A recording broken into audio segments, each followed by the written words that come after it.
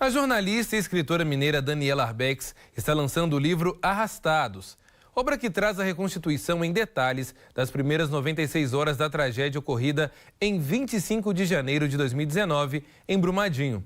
A repórter Renata Monteiro conversou com a jornalista.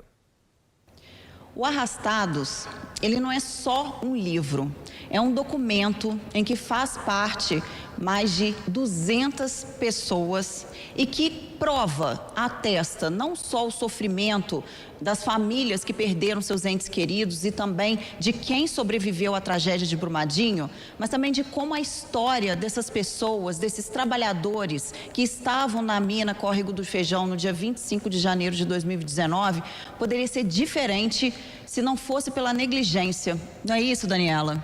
É isso mesmo, Arrastados, ele consegue não só reconstituir as 96 horas pós-rompimento, quase que em tempo real, a gente consegue fazer isso, né? Reconstruir hora a hora tudo o que acontece dentro da mina, coloca o leitor dentro da mina ao meio-dia, 28 minutos e 24 segundos, quando a AB1 entra em colapso, né? Então é impressionante já essa reconstituição, mas mostra todas as ações e decisões que foram tomadas antes de 25 de janeiro de 2019 que culminaram com o rompimento da B1. Como surgiu esse gatilho do projeto Arrastados, que nós leitores, quando a gente começa realmente a ler a obra, a gente logo pensa, né? Nada nessa vida acontece por acaso, né, Daniela? Eu queria que você contasse essa história. O que me fez decidir contar essa história foi quando eu fui procurada nas minhas redes sociais por familiares e amigas de uma engenheira chamada Isabela Barroso Câmara Pinto. A Isabela era engenheira da Vale e naquele momento estava sendo considerada desaparecida. Mas o que me fez escrever o livro foi quando elas mandaram para mim a foto da Isabela, que era uma menina muito jovem, linda, vestida de noiva. E eu pensei, meu Deus, qual é a história por trás dessa foto? E eu falei para mim mesma, se um dia eu for contar essa história, a primeira família que eu vou procurar vai ser a família da Isabela. E foi isso que eu fiz. E aí vieram os outros personagens também dessa história, né? Como é que foi chegar a essas pessoas e contar essa história assim nos mínimos detalhes?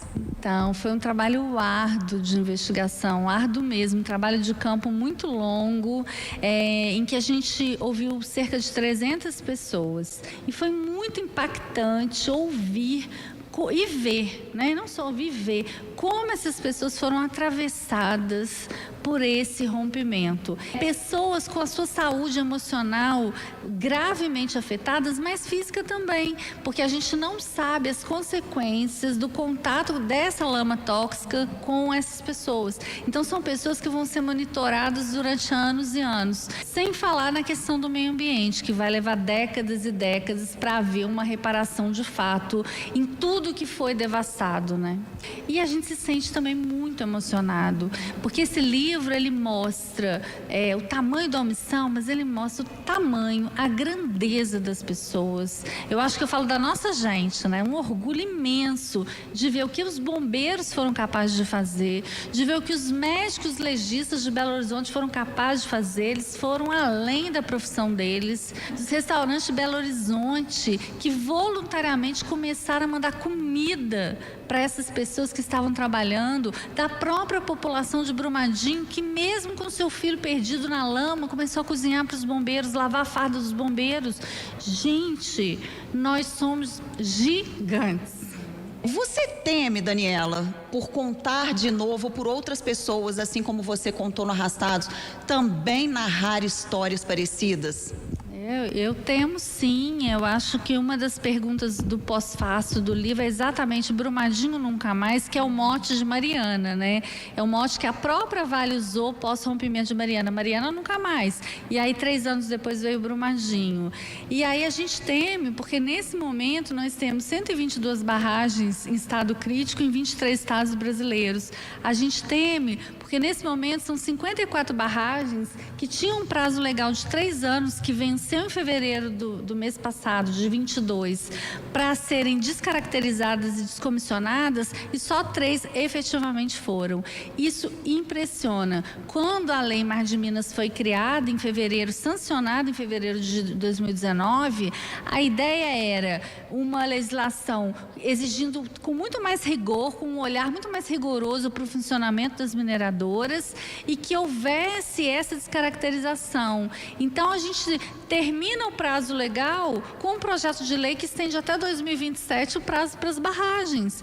Isso nos coloca numa situação de profunda insegurança. Então, eu acho que esse livro vem como um alerta para a sociedade civil, como um alerta para os governos, como um alerta para as empresas privadas, de que esse modelo de negócio, da forma como ele existe, precisa mudar, porque senão nós vamos ter o mesmo enredo.